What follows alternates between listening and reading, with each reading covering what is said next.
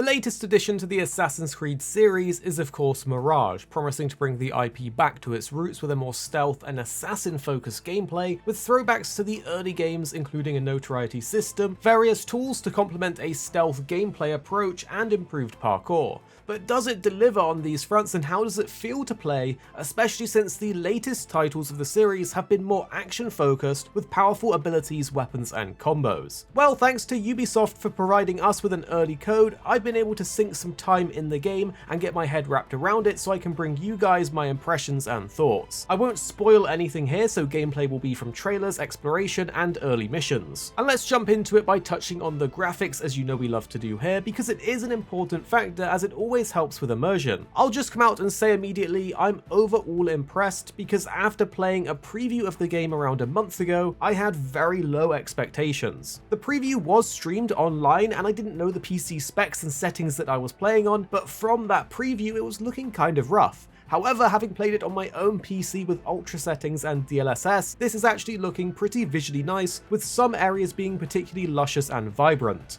Character models are generally good, although faces and expressions could definitely be improved. Also, because the game is set in the round city of Baghdad with a desert wasteland surrounding it, some areas do look, well, pretty sandy and brown, and this is a common theme throughout a lot of the game. But don't let that spoil the other areas of the map which are visually great, so depending on where you are, things might look a bit boring and samey, or very unique and nice. But from my experience, having now played the full game, it's definitely a nice city to go and explore and get lost in, and certain areas do look visually great. Next, let's touch on the gameplay, and I should let you know I tend to lean to preferring the newer Assassin's Creed systems, focusing on action, flashy moves, and the fantasy of feeling powerful. Black Flag is still my favourite of the series, and even in that one you could go on some pretty crazy killing sprees while boarding enemy ships or gunning down a wave of enemies with your many pistols. In Mirage, you initially feel very limited as you begin your journey in the game as a common street thief. This does, however, give you plenty of time to get used to the controls and how best to navigate a hostile situation, because the game definitely rewards and pushes you towards being stealthy and avoiding direct combat. But as you progress and play more and become a true hidden one, you can get some awesome tools to help you out, like throwing knives, smoke bombs, noisemakers, and more.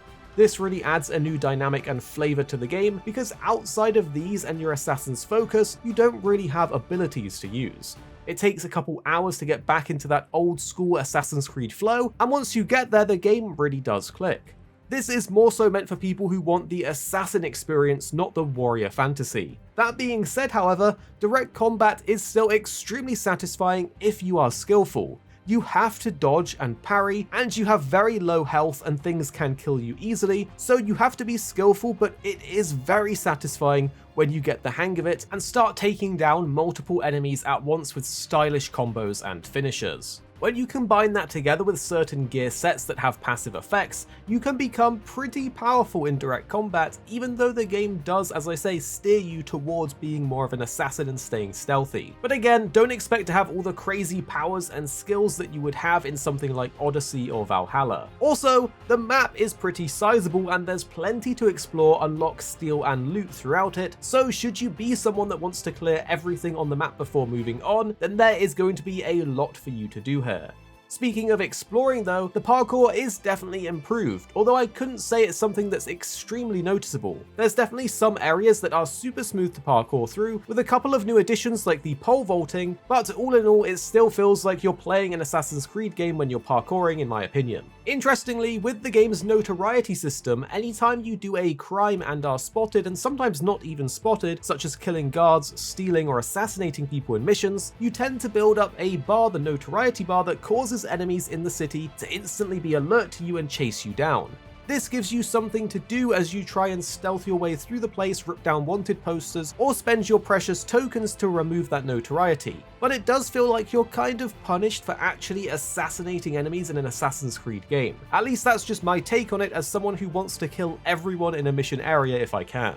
Overall, the gameplay definitely is a bit slow to start, but very rewarding as you play more, unlock more things, and the game starts ramping up. But as I've said, there are a couple systems that I personally do find annoying. And now we should definitely talk about the narrative and story missions. Obviously no spoilers here, but the game does feel a little bit more story driven and linear than the other titles in the series. You can go exploring and doing side quests through the contract system or getting those collectibles all over the map, but the game will drive you towards completing the next step in the story, and in some instances it's required to unlock a set of upgrades or tools. But those story missions have all been engaging and interesting, especially for someone that's already invested in the series and wanting to learn more about the hidden ones, the Order, and just general iconic characters to the series like Basim. And outside of these main missions, you do have the contracts that I've been talking about. These are like side quests which are very rewarding, with items, tokens, and materials as their rewards, which you will need a lot of for upgrading your tools and weapons, as well as those precious tokens that can be used to do all kinds of fun things, like hiring mercenaries to attack an area that you plan to sneak into. It seems like if you want to upgrade things as you play through the game, then these contracts will be something that you will likely need to do, and they'll pretty much be your best friend for getting resources quickly. Going back to the preview that I mentioned I played about a month ago, I want to emphasize that I feel like that preview didn't give me the best image of the game. And having played the full game myself now, I feel like there's actually a lot of charm in Assassin's Creed Mirage, and there is a decent amount to do, and it does feel like a more old school Assassin's Creed game mixed in with some of the more modern systems. It's definitely a fine balance to strike between going back to their roots and making it a full old school Assassin's Creed game, and still integrating a lot of things that people have come to love and enjoy out of the more modern titles. And again, as someone that prefers the more modern titles, I feel like they've done a pretty good job here. I don't know if this is going to appeal to everyone that really wants to run around like they're playing Assassin's Creed Valhalla, but at a fundamental level, this is an Assassin's Creed experience that I, for one, am really enjoying. So my advice to you is make up your mind as to what type of Assassin's Creed game you really like. And if you enjoy the idea of being more sneaky and using a bunch of tools to take down enemies in cool ways while remaining stealthy, then Assassin's Creed Mirage is one that I would recommend to you. So what do you think about all of this? Tell us in the comments down below, and then check out these two videos on the screen now. And we have so many more videos coming your way soon you don't want to miss out, so stay subscribed, check out the other videos already live on the channel,